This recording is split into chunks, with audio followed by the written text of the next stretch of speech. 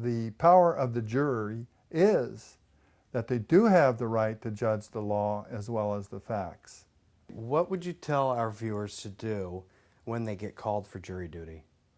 Well, I tell them to go, and even though it is an inconvenience, and to go with the idea that what you're doing is, your first function is to carry out justice and to protect your fellow citizens. Now, if somebody has committed a crime against somebody else, their person, their property, their rights, then you're protecting your fellow citizens by making sure that that guilty person goes to prison or pays the price. You're also protecting your fellow citizens when they're on trial and there is no victim and you find them not guilty because they did not commit a crime against another person or their property, and you think it's just a political prosecution, and it's your duty to set them free. And so it's pretty simple. You're charged with pulling the unsafe people out of society and protecting the safe people. Well, actually, the jury box is where the power lies, and it's an anchor against tyranny in government. When people look at what happens when the government gets beyond its boundaries, beyond its scope of power, well, it passes tyrannical laws, or when you say tyrannical, it'd be any law that is outside their scope of power. That's the definition of tyranny that I use. So when the government does that, how do you overturn that? People say, well, just elect a new representative. Well, that works as well as going out there and writing letters to Washington. The way to overturn tyranny in government is in the jury boxes, where people just say, we're not prosecuting people for that law. For example, the healthcare tyranny bill, they call it something else, but I call it the healthcare tyranny bill because it's loaded with laws or rules or regulations that the federal government has no authority to actually issue. So what happens? Well, just say, that's it, I'm not obeying those tyrannical laws. And if they try to prosecute you, it's the jury or the jury pool, the whole jury or one juror that just says, that's it, we're not convicting on this, I'm sorry. And then you can overturn tyranny in government simply. And that's the power the founders made sure that we had through the 6th and 7th Amendment to the Constitution. Oh yeah, you have a huge impact. It'd be a huge impact on our freedom if people just know about their power as a juror. If other people decide that they're not going to take a plea bargain on something that shouldn't even be a crime, if they feel like there's odds that they'll get let off, that they'll be set free.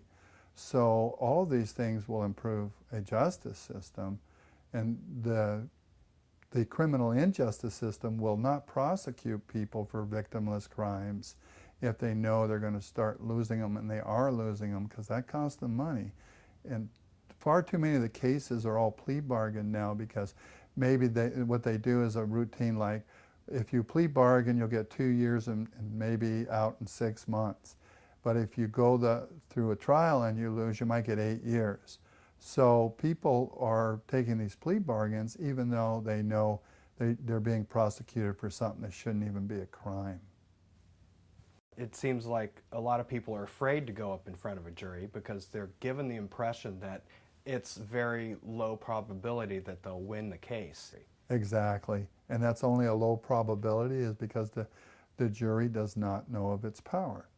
As soon as they know of its power, then these cases start to disappear. You want to save some money and government, expense and end this war on drug, and it's all nonsense that feeds far too many pockets. We've got a prison industrial complex, and we're worried about real criminals getting released, and they do. People have created violence on other people to keep people locked up who are victims of political crimes.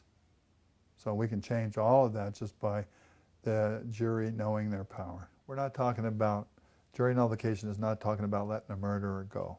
Okay. Jury nullification is talking about nullifying tyrannical law. Tyrannical law is any law that's passed outside of the authority of the agency to pass it, that violates individual liberty. Those are tyrannical laws. And that is what jury nullification is all about. It's regaining our unalienable rights through that have been violated by abuse of government. We are the conscience of the community, and trial by jury is trial by country, and that means that 12 people will find the person guilty of the crime. And so we don't have all these victimless crimes when you reserve it to just, you got to have 12 people say guilty. And they will say guilty on any crime that where people have violated somebody else, but the punishment is also just and it's not unjust. So that's the only way to get justice. Well, the juries were starting to find these people not guilty. And even though they had broken the law, and that's the whole premise of the jury nullification right, or the right of trial by jury. It goes back to William Penn's trial in England, where it was really codified that the jury's decision could not be challenged, and where his jury tried to, well, actually found him not guilty, but he had actually broken the law. The law was, it's called the Conventicle Act, if I'm pronouncing it correctly, and that's where the church or the state had made every religion illegal except for the official religion of the state. And William Penn said, the heck with that noise, and he went ahead and preached anyways. They arrested him, and the penalty for the violation was death. And his particular jury said, no, we are not going to find him guilty, and they found him not guilty. And they had a huge ordeal in their own right, but after it was all said and done, it was codified that the decision by the jury could not be challenged. And thusly, you can demonstrate that they do have the power to say the law is unjust, or the way it's being applied here is unjust or unfair. They could even say that, okay, maybe you stole something, but they're going to cut off your hand for stealing. Well, a jury can say, yeah, he stole, but I think the penalty's too heavy, and I'm going to find not guilty because of that. Can you tell our viewers some types of laws that have been rendered powerless by the decisions of juries? Well, of course, they occasionally overturn some of these drug laws by refusing to convict. But more famously than that is the Fugitive Slave Act. That was a federal legislation that required that anybody in the northern states that assisted runaway slaves could be prosecuted for that, and the slaves would be captured and returned to who claimed ownership of them. What are modern equivalents of the fugitive slave laws? In other words, what laws do you think the juries would most likely choose to nullify if they knew they had the power? I think all the drug laws, they would nullify all of those. All of the, say, Second Amendment regulation violations, if you will. I think they would refuse to convict people of domestic violence charges when these domestic violence charges carry a 10-year federal firearms prohibition. And I'm not talking about somebody beating the heck out of their wife. I'm talking about, I know of a case personally where a little woman slapped her boyfriend and was arrested for a domestic violence charge and has a 10-year federal firearms prohibition. I think juries would refuse to convict on cases like that if they knew their power. Well, it starts off with I guess the voir dire process, and then the judges, basically the judges start asking the jury pool whether or not they will follow his instructions as he gives it to them on the law, and he tells them that they're only empowered to judge the facts, and he'll give them the law. If you disagree with the law, then raise your hand now if you or such that if you disagree with the law that you won't follow my instructions.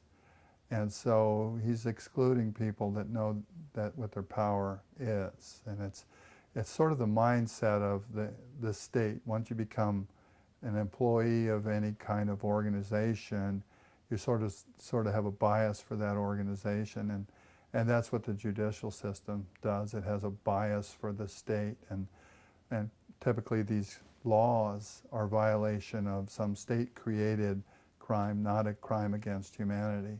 So the judges work to exclude those people. And I think the whole voir dire process works to rig the jury for one side or the other. That's the intention of the parties, where back in the day they just went and got 12 people and said, you're on the jury. And there were people of your peers, people that came out of the area where the supposed crime occurred. And back in the days, it used to be the grand jury that would even determine whether or not a case would go to trial. So that was, again, another citizen-type check against the power of government abuse. So it sounds like they're weeding people out if they find out that they know what a jury is there for, what their real powers are. Exactly. So doesn't that put people in the position of pretending like they don't know, or maybe even lying? Well, it does, but you know, there's a way out of that, and it's called a mental reservation. And you can base it on the fact that you don't think the judge is going to give you anything to do that would be, let's say, unconscionable or against your sense of right and wrong, and that you're assuming that the law is just. And so you can make your statement, yes, I'll follow the law as you give it to me, with the assumption that the law is going to be just. Now, if you find out later that it isn't, and the penalty isn't, you have something far greater than any judicial system. It's far greater than the Constitution or anything else, and it's your God-given conscience to do the right thing. And that's what you have to obey.